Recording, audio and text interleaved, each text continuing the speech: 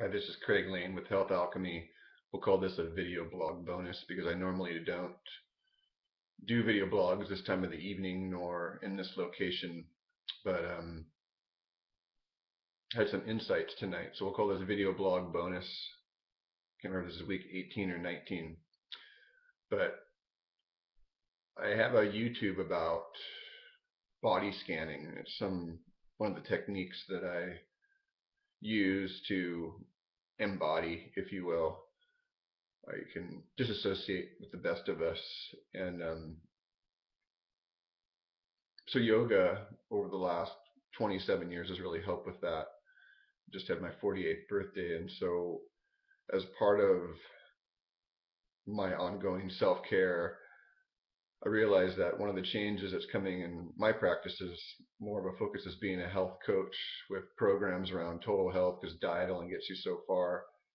And being a nutritionist for so long has been a bit of a limiting factor. And now I realize that I got to shed that skin and just. So in the body scanning part, as part of what we'll call inner exploration, which is an area that I'll be exploring in small groups over the next year in people's homes, just exploring the ease with which life flows naturally within us and how we separate ourselves from that flow. We're all sort of on a raft, and we have a certain limited control over things, and then there's sort of where the river's taking us, and it's not really within our means to resist, because when we resist, we suffer.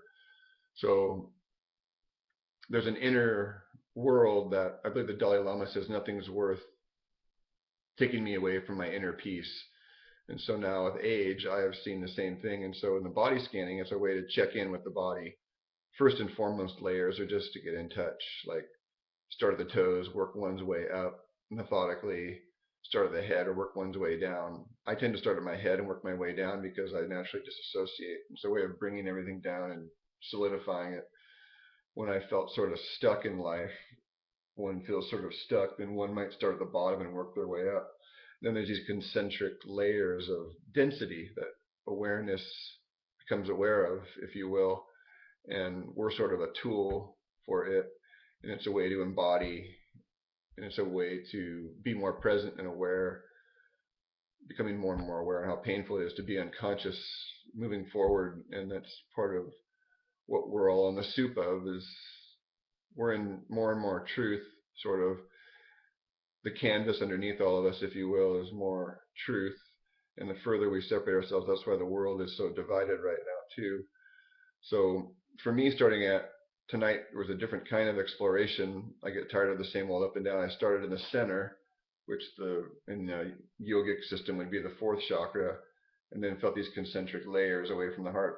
But if one goes top to bottom, one can also feel a sort of first chakra, super solid, dense earth element, and you work your way out to water, second chakra, and then fire, because water, yin's ultimately the cauldron or the fuel for the fire, which I sort of like that analogy. And rocks don't burn so well, so solid, dense rocks into water or oil or fuel, then it ignites the third chakra, and that's sort of a cauldron for the heart, which you could call it the air element on some level. I tend to call it the blood element because it's the element of it's the mist of the saying about the mist of the heart. And I know when something touches me, I get sort of misty behind my eyes, which as it works its way up, it's like a mist. So then you have your fifth, sound. So I like to call the heart sort of the blood of the fire of the blood, and it's the blood is sort of the transport vehicle for consciousness in the first place. And then there's sound, and so that's sounding therapy is nice, and then light, and then the unknown popping out the top, so to speak, as I call it. So working with each, there's complementary opposites, and so the density gets less and less and less as one works one way up or as one works one way out. And as one gets more in touch with that, the pragmatic part of me goes, well, what's the value in that? But being in the world if one is more aware of life's natural flow and how we're in the soup of it, then we tend to avoid suffering and be more at ease and be a lot happier and attract more wealth and things. So that's the contribution here, and that's where the health coach of there's a whole inner world that a lot of us are turned away from, and we're only reacting in fear or sadness or anger, stuck on the river of emotion that they're not even aware that they're just signs of the kind of way they're steering their boat. So when one resists the river, one suffers. When one tries to stand in the face of the ocean coming at oneself, they're bound to meet some resistance. So that's kind of the way it works. And that's why this is so helpful, because then when one's patrolling around their life, one of the things about taking the meditation off the mat is to see that something's already meditating. That's part of the point. And to be more in touch with that means one can conserve their energy, or as Don Juan would call it, being more impeccable.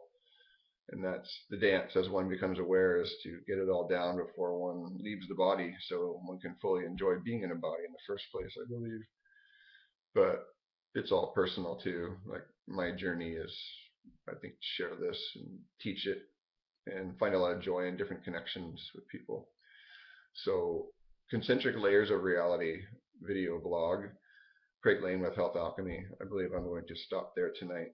And something to consider about moving forward is being more aware of how things feel in here means we're going to be more effective out there.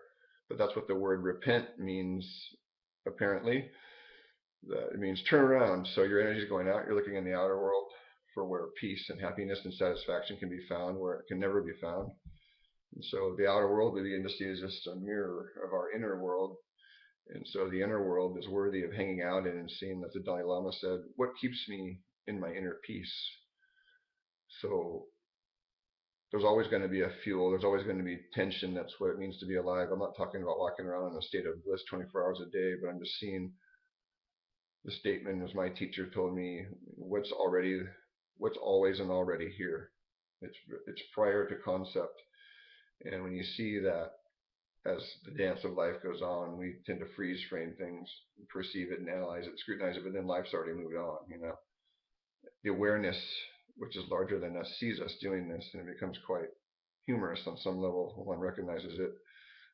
So that's kind of the value in this, is to see you can be more awake. And when we're more awake, then we're more likely to make effective decisions.